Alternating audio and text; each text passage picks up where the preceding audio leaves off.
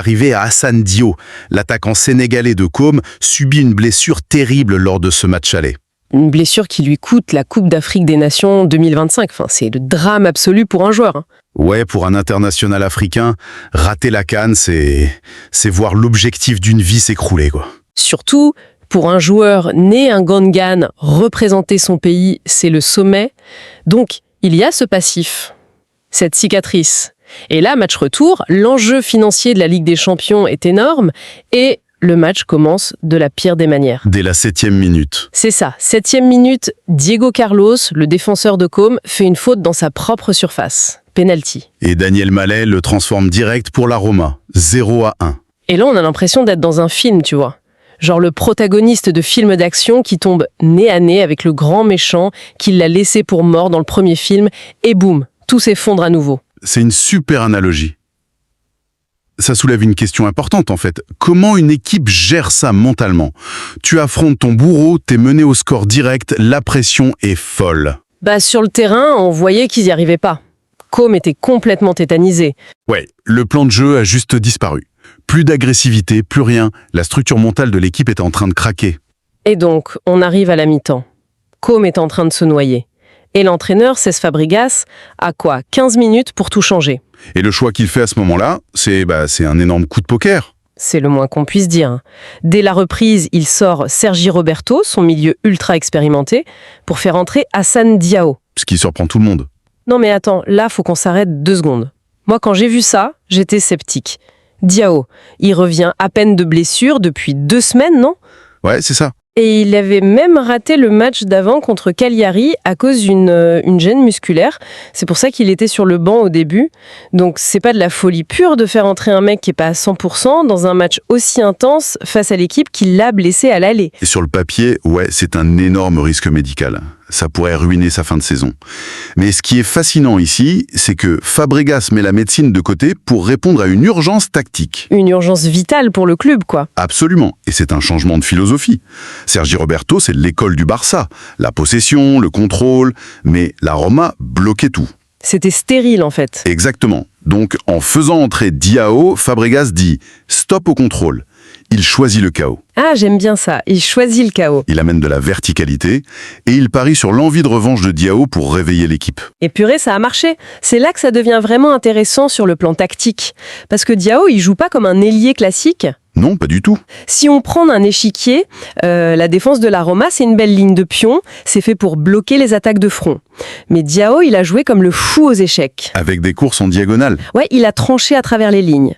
Comment ça se fait que ça détruise autant une défense professionnelle? C'est une question de biomécanique, en fait. Face à un mec qui court tout droit, le défenseur recule. Il garde les épaules face au jeu. C'est confortable. Ok. Mais face à une course en diagonale, le défenseur est obligé de pivoter ses hanches. Il perd de vue le reste du terrain. Ah ouais, c'est super perturbant. Et surtout, ça force les défenseurs à se passer le relais très vite. Le latéral doit dire au défenseur central « Tiens, je te le laisse ». Et c'est dans cette fraction de seconde d'hésitation que tout s'effondre. Pile à ce moment-là, ouais. Et le joueur de la Roma qui a le plus souffert de ça, c'est Wesley França, le fameux piston gauche brésilien. Le pauvre, il a vécu un cauchemar. Faut dire que piston, c'est déjà un rôle épuisant. Tu dois faire tout le couloir, défendre, attaquer. Et Dioas l'a ciblé spécifiquement. Il l'a isolé, provoqué balle au pied. Il l'a forcé à reculer constamment. Et c'était chirurgical. Il a juste exposé la fatigue mentale et physique de França. Jusqu'à ce que França craque complètement. Ouais, première faute grossière pour l'arrêter. Et bam, quelques minutes plus tard, il remet ça. Et là, l'arbitre n'a pas le choix. Carton rouge. Expulsion. Le plan de jeu de la Roma vole en éclats à cause de l'usure provoquée par un mec qui est même pas à 100% physiquement. C'est fou. Et cette expulsion, c'est la libération pour Côme. À la 59e minute, Tazio Douvikas en profite et égalise.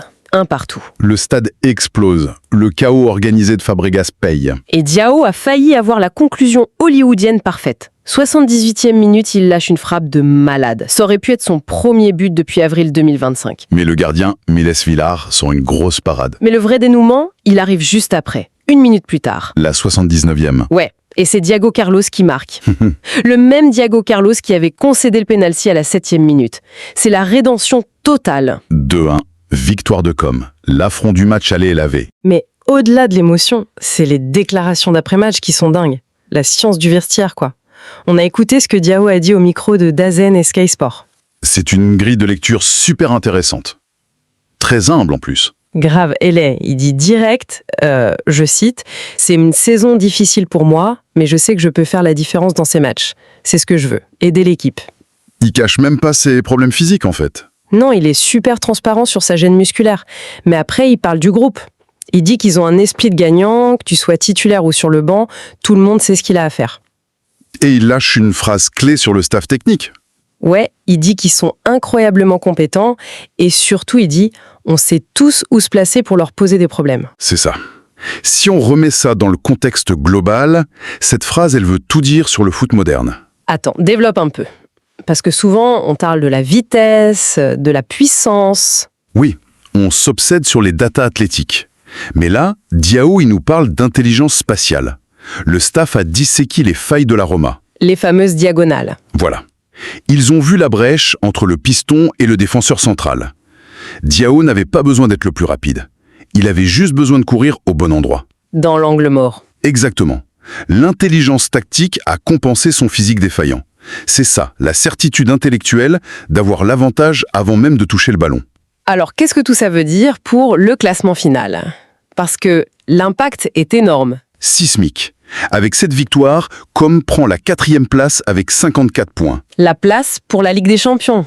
Ouais. Et il double la Juventus, qui tombe 5e avec 53 points. Et la Roma glisse à la 6e place avec 49 points. La dynamique s'est complètement inversée.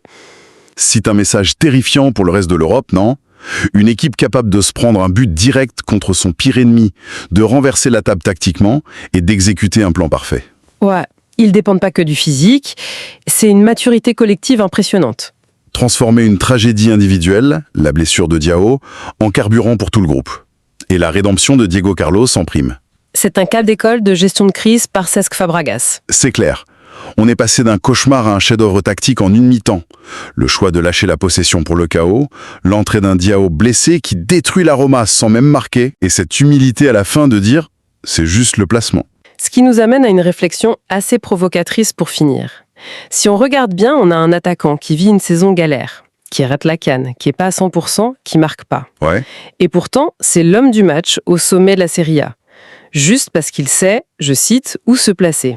C'est fascinant. Du coup, on peut se demander, est-ce que le foot de très haut niveau a franchi un cap où la géométrie, l'intelligence spatiale dictée par le staff, ça prime sur la pure capacité athlétique? C'est une vraie question. Peut-être que dans le chaos d'un match, c'est l'esprit et le placement qui gagnent contre la matière brute.